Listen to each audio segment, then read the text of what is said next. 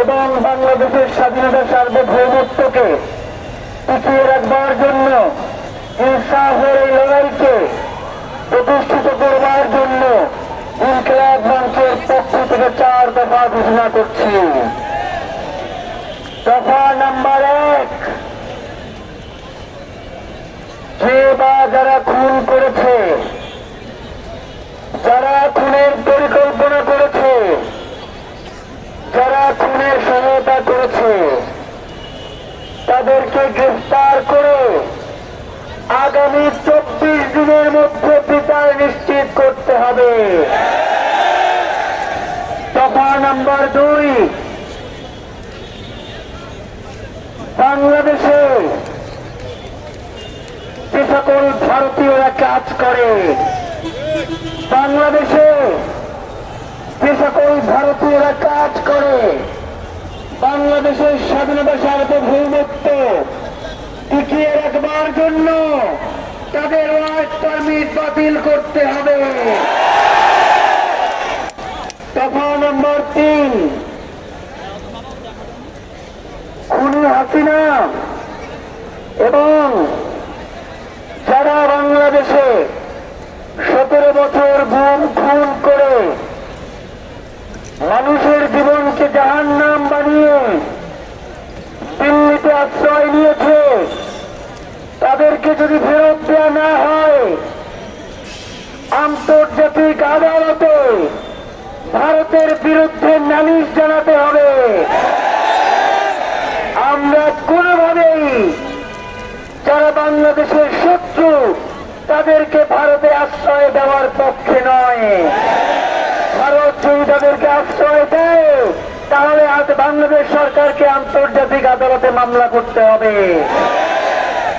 দফা নাম্বার 4,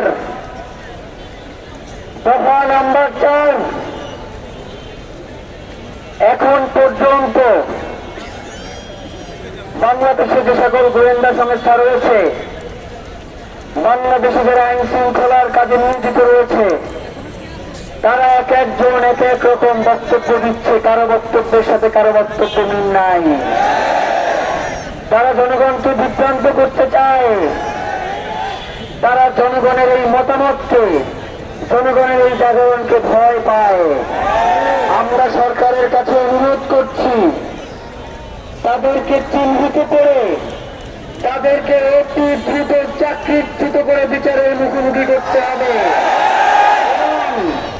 এই দফার সাথে সিভিল মিলিটারি ইন্টেলিজেন্সের মধ্যে যে সকল আওয়ামী সুয়াররা বসে আছে তাদেরকে বিচারের মুখোমুখি করতে হবে।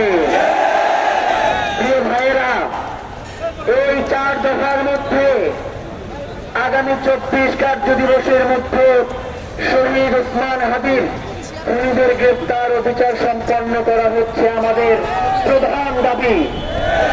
বাকি 3 দাবি আমাদের প্রধান নয় এমন নয়, কিন্তু এই সরকার থাকতেই বাকি 3 দাবিও নিশ্চিত করতে হবে।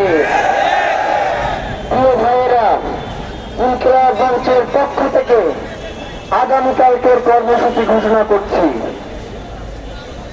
আজকে রাত 10টায় ইনকিলাব মঞ্চ দুপুর 2টা থেকে যে অবরোধ কর্মসূচি চালিয়েছে পুরো 8 বিভাগে, রাত 10টায় আপনাদের সকলকে অবরোধ কর্মসূচি আজকের মতো প্রত্যাহার করবার অনুরোধ জানাচ্ছি।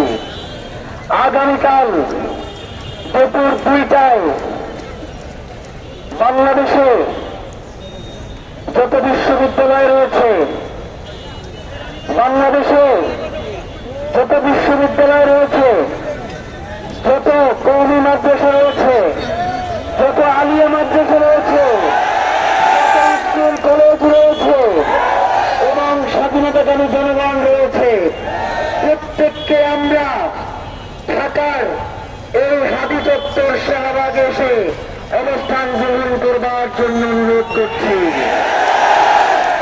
আমাদের এই লড়াই বিচার নিশ্চিত না হওয়া পর্যন্ত চলবে। সিদ্ধান্ত আপনাদের। লড়াই কিন্তু কোনোভাবেই থামিয়ে দেওয়া যাবে না।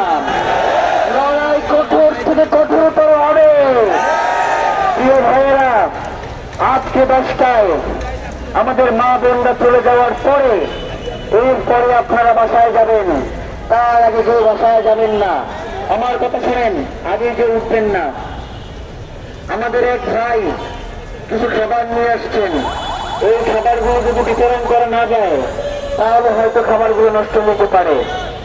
আমরা তাদেরকে বলেছি যে আপনারা যারা তৃণমূল মানুষ রয়েছে আপনারা দয়া করে তাদের কাছে এই খাবারগুলো পৌঁছে দেন।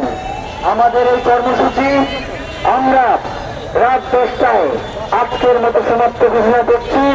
এখন আমরা সবাই স্লোগান দিব এবং রাত 10টায় আমরা আস্তে আস্তে করে ছেলেরা কেউ যাবো না। আমাদের মা বোনেরা 9টা 45 বাজে তারা এই 15 মিনিটের মধ্যে চলে যাবে।